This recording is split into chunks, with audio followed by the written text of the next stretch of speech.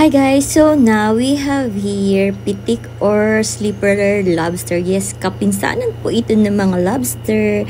And ang luto po dito ng aking mother is buttered lobster siya. Yes, nahinati lang po sa gitna para manuot kahit papano ang lasa. And yes, eto na nga. Maliit lang actually yung laman niya, but yes, sobrang sarap nito guys.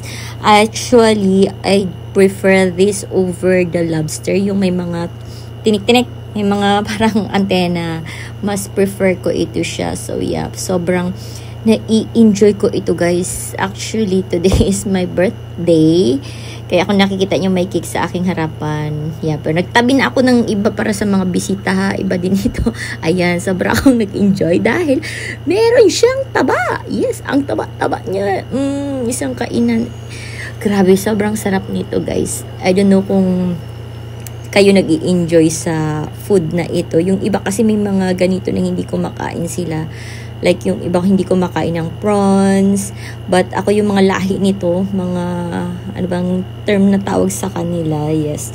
Sobrang nai-enjoy ko silang kainin. Sobrang nasasarapan ako sa kanila. Actually, meron pang ibang luto dito na masarap din. But this one is the easiest na makakain natin siya. And yeah, madalang lang din kami kumain ito. As in, sa madalang itong mahuli, ayun na nga, medyo ano din ang presyuhan.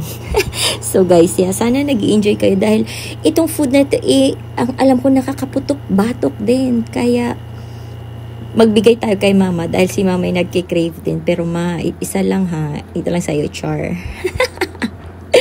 Kasi nga, bawal din sa'yo ang high blood ka. Ayan, bigyan natin si mama dahil mukhang na-enjoy niya yung pagkakain ko, natakam siya. Diba? Kumuha pa ng sauce.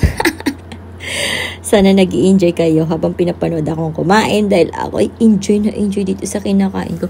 Actually, sabi nila dapat daw magmukha akong nagpapainggit habang kumakain. Pero, hindi ko alam guys, nag-i-enjoy na akong kumain kapag natapat na sa aking harapan ang pagkain. So, ayan.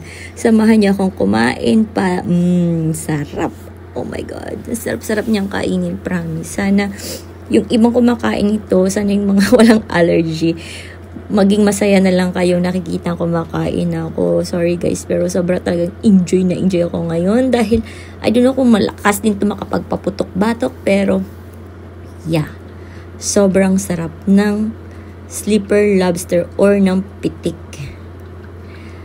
So sana is nag-i-enjoy kayo sa panunood habang tayo ay kumakain dahil sobrang sarap ng aking food. Actually, masarap to kapag may kanin, pero kahit pa paano nagbabawas tayo ng carbs dahil sobrang laki na natin guys. Hindi lang halata dahil na-filter na natin.